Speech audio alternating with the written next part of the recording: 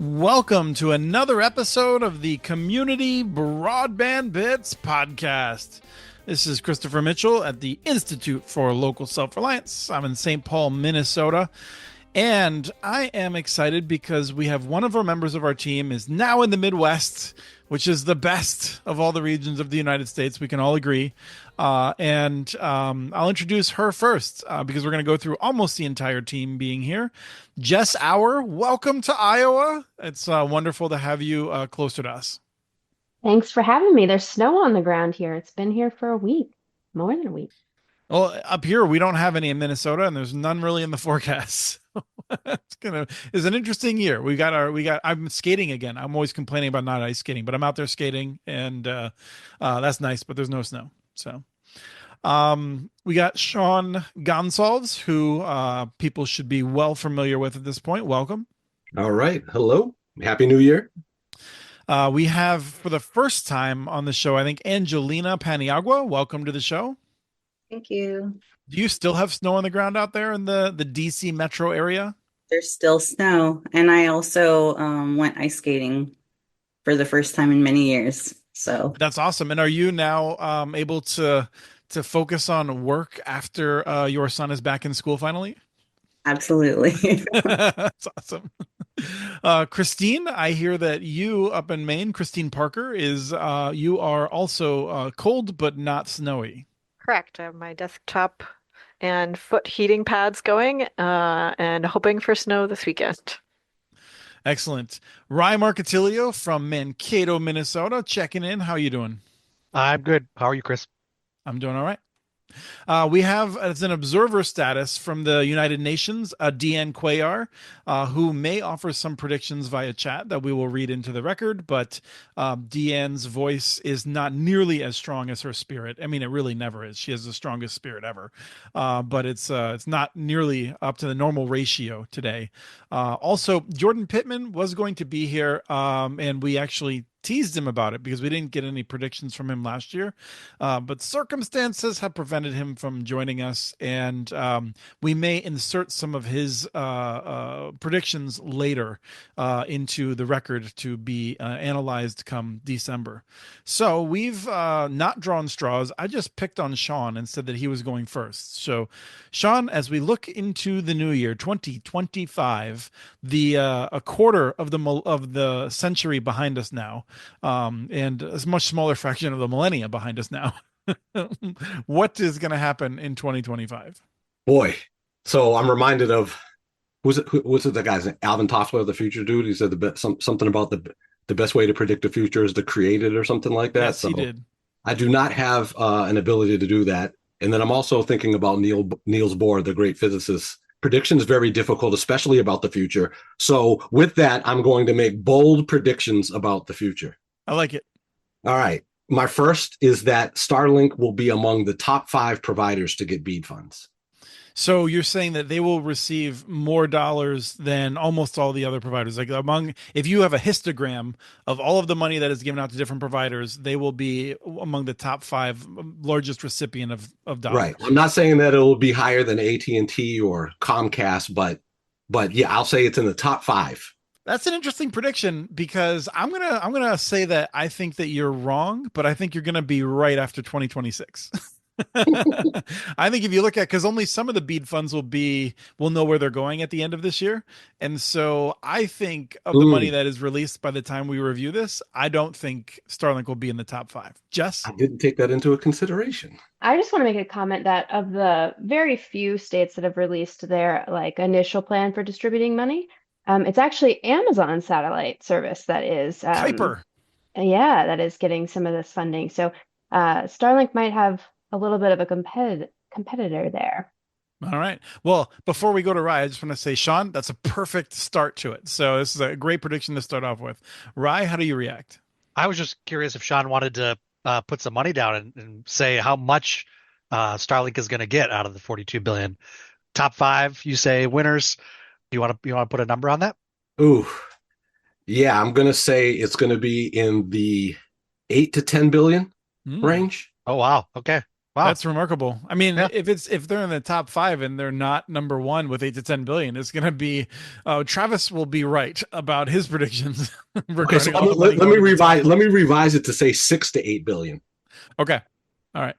I'm gonna say that by the end of it, again, not this year necessarily, but I think you're right that I think Starlink will, I think they'll be in the 7 figures. Wait, that's millions, right? So yeah, that's a hard prediction. 10 figures.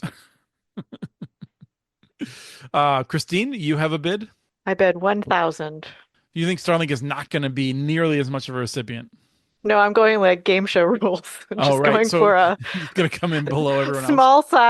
small size, even number. All right. Well, I think, the Jess's point about Amazon is interesting. He's certainly Jeff Bezos is certainly on a mission to be friendly to whoever happens to be in power. So may that work out for him. We'll see. Does anyone else want to jump in with a prediction about BEAD? I've got one actually.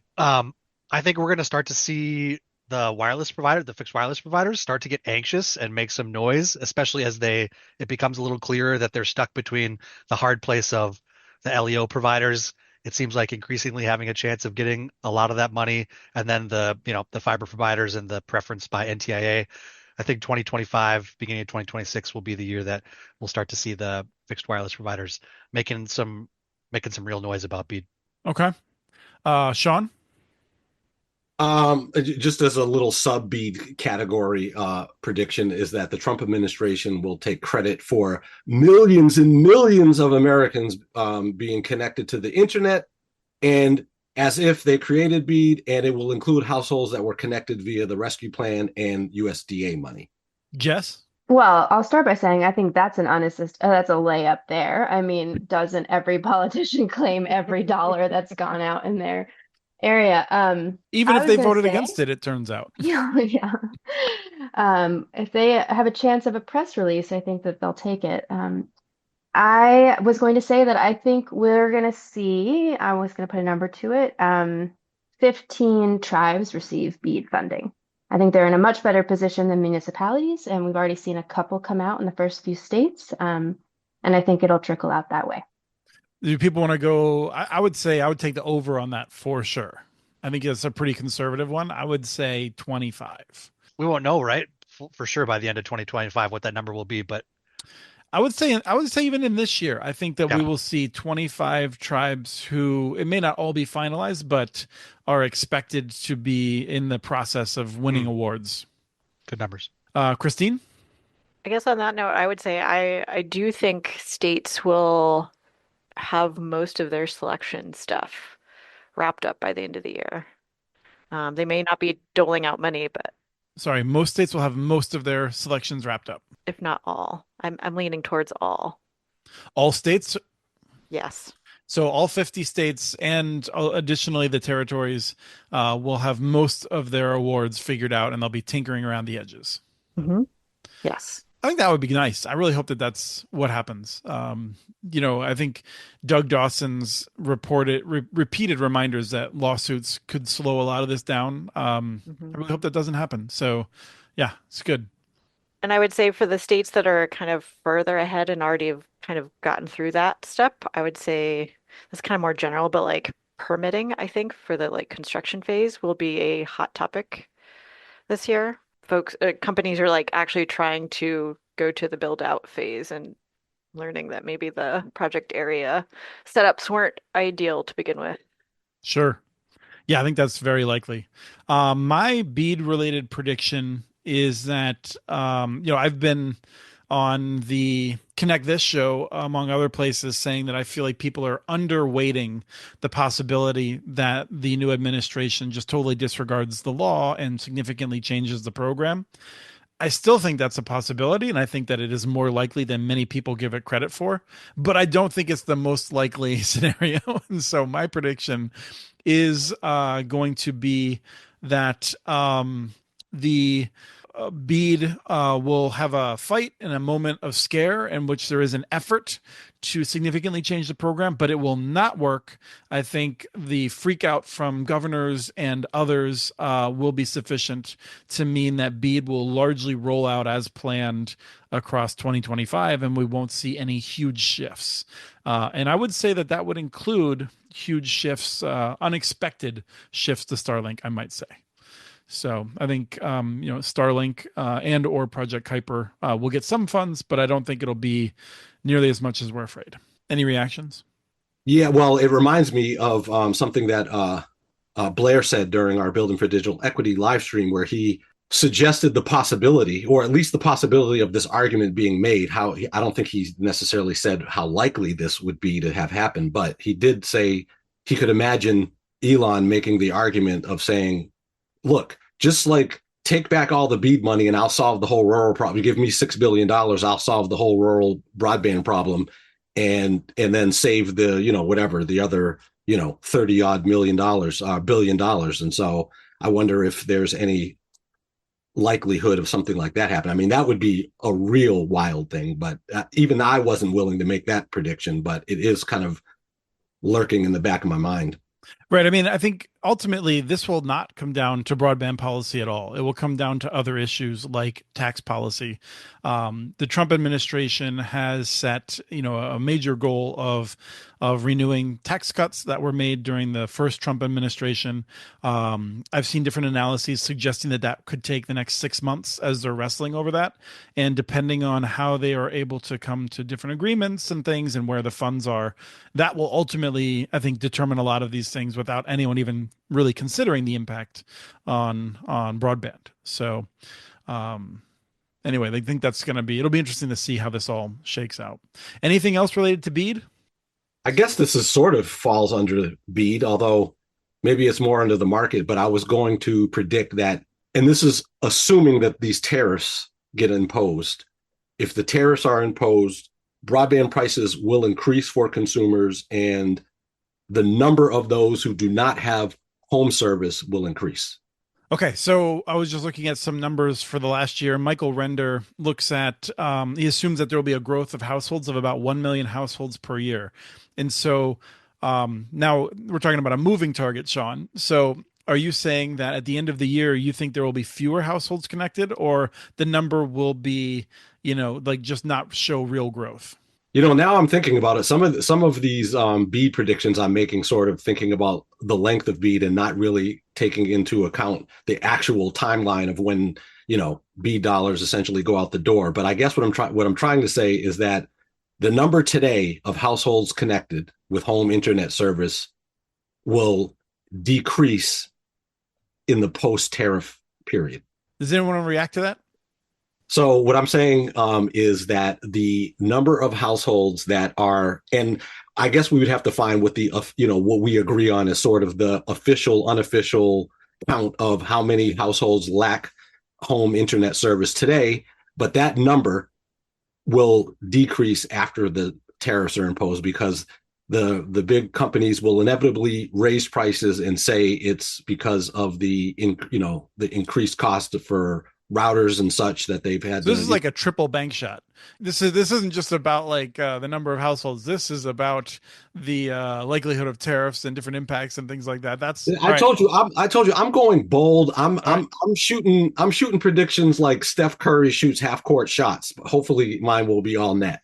I don't want them to be all net, but I'm just going to say that if you and I ever end up in Vegas and there's like parlay bets, my bet is constantly going to be Sean's not going to make any money.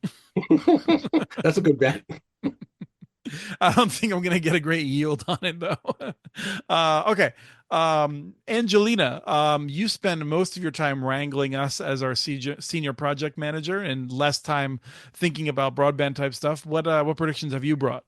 Well, I wanted to comment on what Sean said. I think it makes a lot of sense. And to me, that doesn't seem very far-fetched as a prediction that with tariff prices going up, that it'll be harder for people and that prices will overall increase. Yeah, for me, that sounded pretty accurate. I guess I would say that like we'll have to sort that out because it will not reach anyone else. No one else is going to be paying attention, just like no one else paid attention to the last round of tariffs and what happened to soybean farmers. Jess will know all about that very soon from her neighbors, but but other folks don't know as much because no one pays attention at that level of detail. So Right. Yeah. Well, you know what? Actually, I mean, I think this will be more easily noticed just because it won't necessarily be that prices, what happens to the broadband market in particular is that prices will go up and the price of all of other consumer goods will go up to the point where it will make people say, I can't afford broadband anymore. all right. I think what I would simplify that to in my mind is if inflation increases to the point at which Travis is upset about it, and the federal funds rate goes up, then that would be an easy bet to figure out. Angelina, did you have any bets you wanted to put forward? Not bets, but predictions you wanted to put forward? Well, I wasn't really sure about the format, so I started looking into states and I was trying to dive into them a little bit more. As you said, you're all the experts, so I don't claim to be able to make any sort of accurate predictions. But I was looking at Colorado, and we had talked about preemption and those who sort of ignore it. And I was looking into how it looks like they have repealed preemption law in the past, like in Mhm. 2023. And and so I think they'll continue to lead the way in that and utilizing BEAD funding. Colorado's going to come out of the year looking real good. I think so. Colorado, North Carolina. Oh, now we're getting into the that's controversial. We'll see. Yeah, I was looking at North Carolina. But yeah, that is. What are your thoughts on that Well, one? I hear people are fleeing North Carolina rapidly right now. So that's where Jess just came from. Yeah, no, I know just okay, my saving grace. I also wrote Tennessee. All right. Tennessee, Chattanooga. They seem to also challenge those preemption laws. And Michigan. Yeah, Michigan's an interesting case with the strong work of Merit, doing some great work there as a real leading research and education network that we work with regularly. So those are states to watch. Then we'll have to keep an eye on it and see if we would consider those to be states that have made great strides by the end of the year. I would say that North Carolina is the least likely out of that set to be distinguishing itself, and not because of a lack of good talent. They've got really great folks who are trying to do good things. I just feel like the legislature, run by Charter Spectrum and AT&T, does not want to see the state succeed in the way that many of the people charged with broadband policy would like to see the state succeed. I will just add that besides you being on a roll, Angelina, even if you're wrong about all of those, if you look at the history of predictions, you won't be more wrong than I've been in past shows. Well, thanks for that, Sean. Appreciate that confidence. Does anyone have any other state-based predictions? All right. Christine, do you want to let up one of your predictions?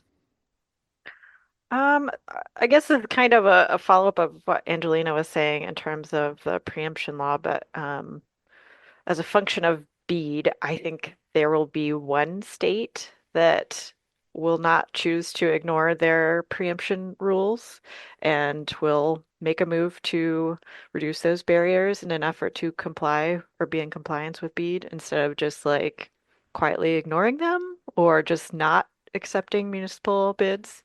So that's my kind of prediction, I guess. So will that state remove their restriction, you think, or will they just try to make it non-operative with regard to the BEAD funds?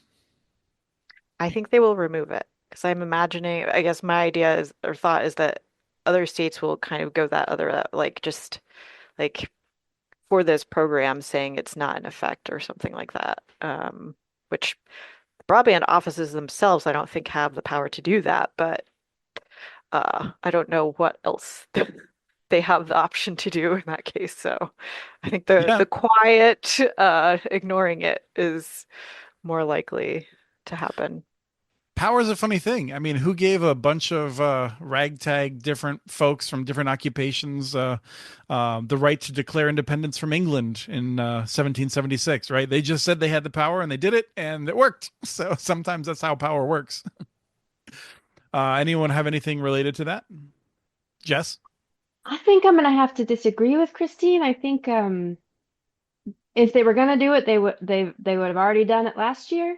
And I think that so many of the states have set up their programs in such a way that munis aren't even going to be competitive. Or they're just like that you have to bid on such a large geographic area or something that's just not relevant to city boundaries. And I just don't think it's going to become an issue.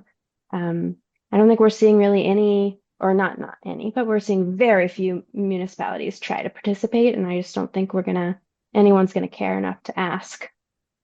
We'll see. I wasn't going to make a preemption prediction, but since we're talking about it, first of all, kudos to Christine for probably having the first optimistic prediction so far.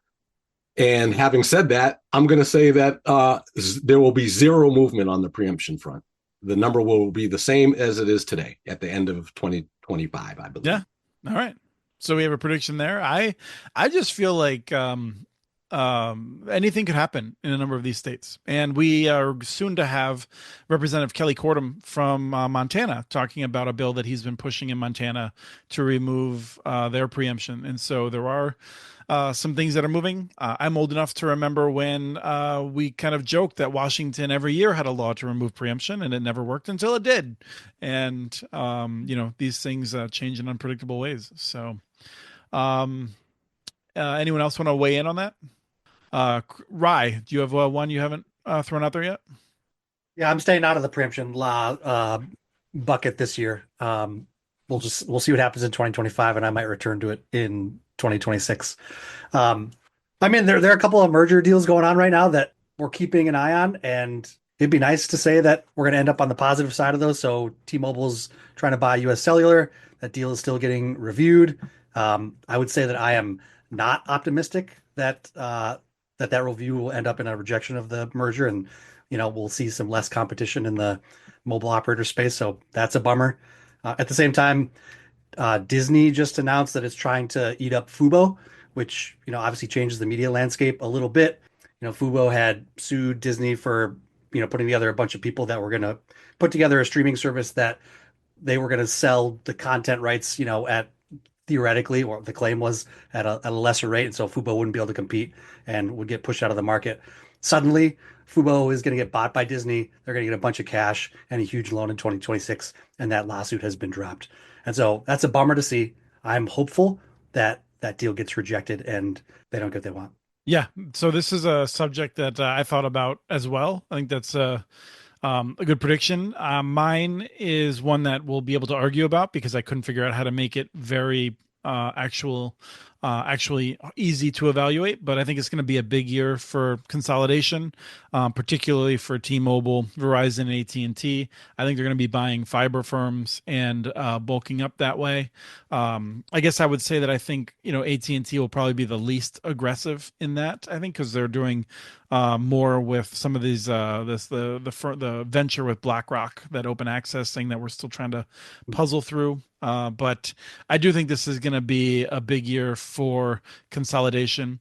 My intuitive sense is that we'll actually end up with less competition than we have.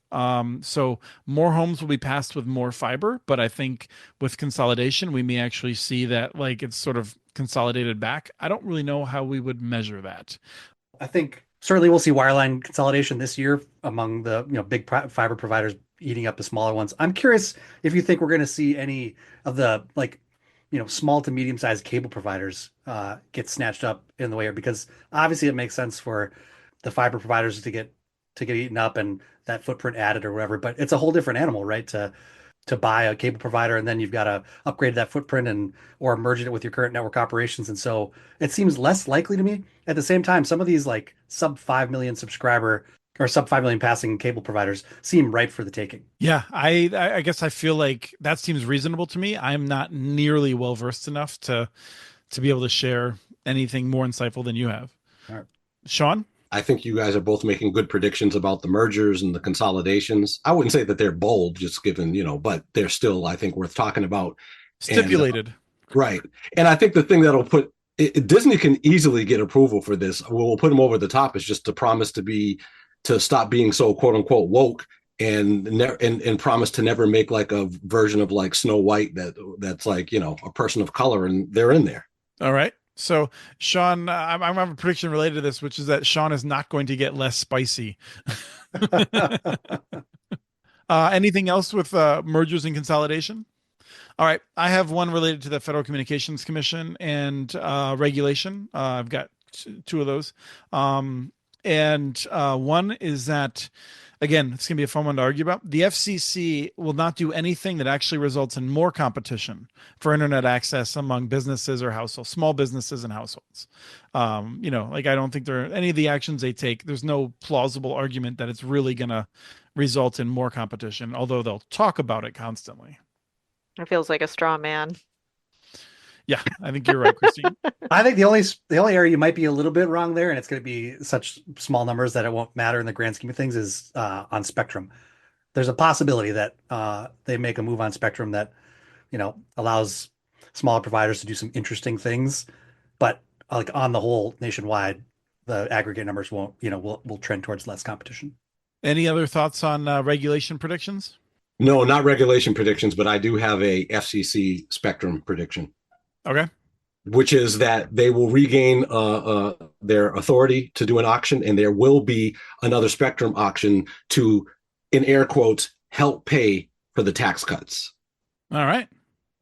Blair Levin actually addresses this in the show that you all have not heard yet, but will have aired before this airs. And I believe he suggested that we're likely not to see any major auctions. But I would say that, Sean, you would still be right if, and I don't know if this is possible, if they include future forecast revenues for an auction that hasn't happened yet. So I think that you could certainly be right on the air. I mean, where this gets into us and our concerns, I think, is that we strongly believe in using spectrum to promote more competition and more opportunity through sharing spectrum and making it more of a commons and unlicensed and lightly licensed and that sort of a thing. Whereas the best way to try to maximize revenues for the Treasury is to make the spectrum more exclusive, where you would get higher bids for it. So I think that's certainly the preference of Ted Cruz, among others, who will be having considerable sway over this. So we'll see how those things go.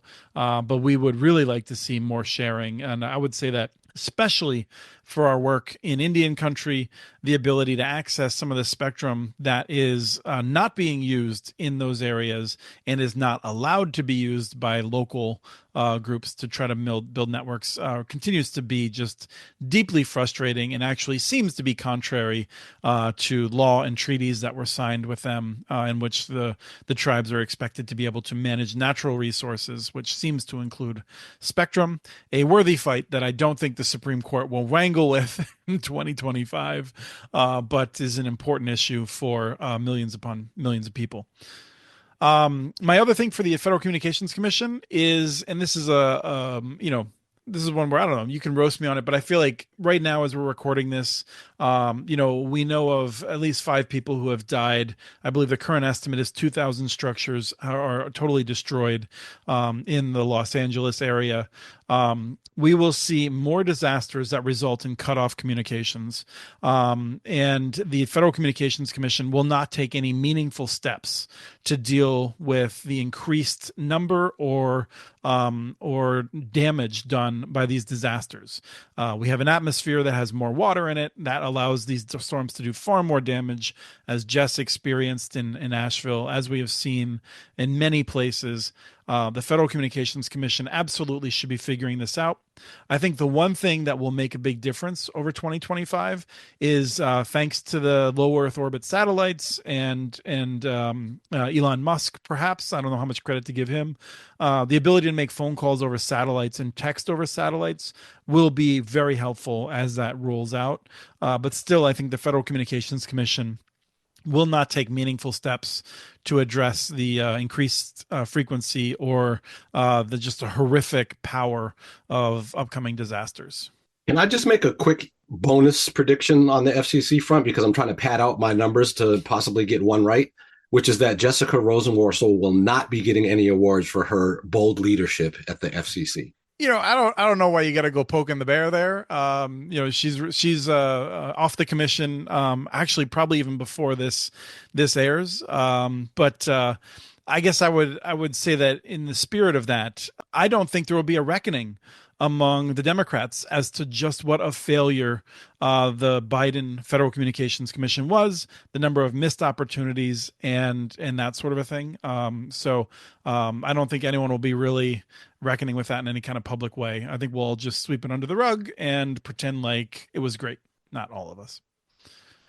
Any other FCC predictions? Jess, what do you got still in your canon? I think that Congress is going to restore spectrum auction authority now that the FCC will be Republican led. But I was going to say that I think after the Supreme Court declined to hear an appeal about New York's affordability law, I think there are going to be several states that step in and start passing something like this. And I think it's going to happen at the state level in part because, I think they're wrestling in BEAD with that low cost plan, and it's just going to be actually a nightmare to try to regulate only BEAD locations with low. I think they're just going to say, hey, let's pass a low cost requirement, an affordability requirement, maybe say 5 states. Everyone pick the number of states that will create a low cost plan. So Jess, you got out there first with 5. I will volunteer to go last, the worst position, as you all pick other numbers. How many states will come up with a low cost plan? 7. Christina, 7. Deanne is sending in a through Morse code. She's saying 2. I'm going to say 1. 1. I'm with Rye 1, but I'll go 1 better than Rye. So if it ends up being 1, this is what's going to be the separator. I'm going to tell you the state it's going to be. Okay, you can't say California. Yeah, yes, California. 1, California. You see how I jumped ahead of you there, Sean, and staked out that ground? Right. You should scoop up Washington real quick. Washington's a good one too. That's the other one I was thinking of. I'm not going to take that position. Sean, if we tie, you can have it for California, but I don't want to say the state. Angelina? I was going to say lucky 7, but since Christine said that, I'll say 8. All right. Jordan just came into my brain. He said 45. The guy's really ambitious. That's remarkable. That number, that sounds like Jordan a lot. Although he says 45 for a lot of things, actually. I don't know. We're going to put him down for 45. I think he was referring to the number that Michael Jordan wore, after when he came back after retirement. But I'm gonna go with 9. I feel like it's going to catch on, particularly after the net neutrality ruling. I think it's going to be interesting as people reckon with not just waiting for a Democratic administration to come back and reclassify internet access as Title II. It is now Title I until Congress acts, I think, or unless we have a circuit split and the Supreme Court weighs in on it, which almost certainly will weigh in the way that I believe the Sixth Circuit just did, right? What that means is that actually, I think there's a strong argument that that universal service funds cannot go to broadband service alone right now. I think there's, I'm not a lawyer. Sometimes I like to prove that very clearly to other lawyers. But I think what we'll see is that states feel emboldened, and not only that, they feel responsible with no sense that the federal government will be looking out for the little guy, and we'll see more states emboldened to create programs. And I will go further to say I will probably be upset with some of those programs not being as well written as the New York program, which I think takes into reality the challenges of small rural providers and things like that. So any other reactions to the low cost plans and our thoughts on it? It's kind of an additional prediction. Since ACP has not been renewed, I'm expecting that we're going to see an uptick in use of Lifeline. There was quite a plunge of its use for broadband service during ACP, and I think we're going to see that ramp back up this year. Yeah, that seems likely to me too. It'll be interesting to see if it changes. I can't imagine this Federal Communications Commission being likely to increase the amount. So it'll remain a small amount, but it will be useful for people to go after that small amount of $9.25 on non-reservation land, and then areas that are reservations, I believe, have access to $30 or $35 a month. Sean? I was just curious if anybody had any prediction on whether or not we'll see a ACP 2.0 like program either. LOL. ACP LOL is my answer to that. No, no, Okay. no. Okay. Anyway, I mean, you can definitely like rub it in my face. This is the one where really, if you want to take the contrary position, and you're right, you can just. I think you have to take my position running the program at that point. That's how emphatic I feel about this. No, I agree with you. I was just curious if anyone thought, Education Superhighway has been advocating for a revamped ACP program. And so it just made me think if there was any possibility of that even being proposed. Sure. I mean, you go back to like, the 60s and say, Richard Nixon's going to create the Environmental Protection Agency. And people are like, what? So, things can happen. We'll see. I think somebody's got to take that bet on Chris. That you just offered up your job in exchange for a prediction, and if somebody's wrong, it doesn't cost them anything. I would be willing to beg someone to switch positions with me, depending on the day. What if we had a job switcheroo for a day? I think that would be very interesting. Yeah. I'll just say this: you have to respond to my emails if you come in, because What? Deanne is chiming in with a few points. She's saying that she thinks that she doesn't think we'll see a new ACP, but we'll see debt retirement bill concept. So I think you're saying states and the federal government perhaps, but more likely states will look at some of the rules around debt retirement for those who are exposed to who might be locked out of certain provider-based low-income programs because they have too much debt.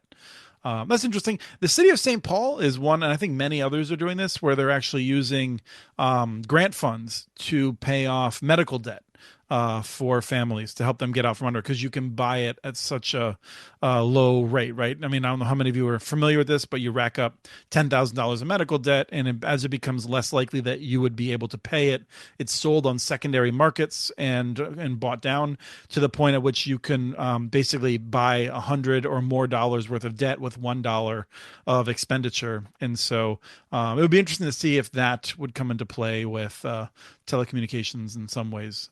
So that's a interesting, creative one.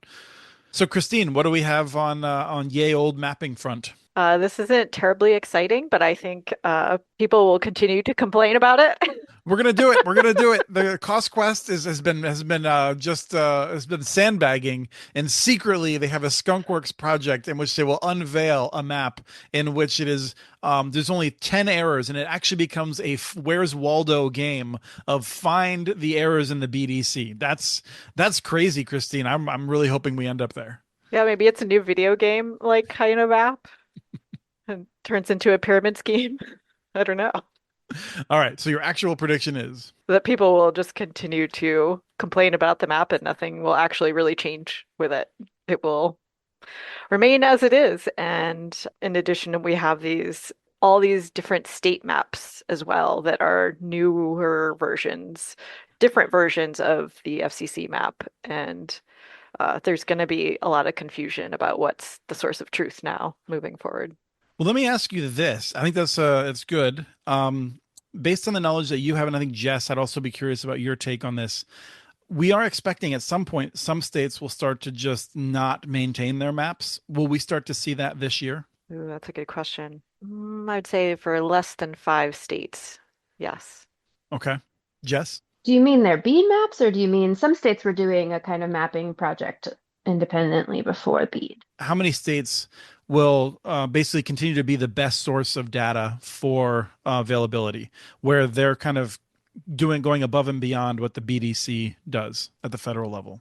I think only a handful of states are going to be doing any future data work with broadband. So over the course of this calendar year, do you think we'll start to see that, or will it be later? I think that we'll see states that weren't doing really broadband mapping beforehand. I think that they're going to finalize their data with NTIA this year. Most of them still haven't done that, I think. And then they're going to distribute the money, and then they're going to say, I guess we'll monitor you with this one lady in a closet or something, and then they'll be done.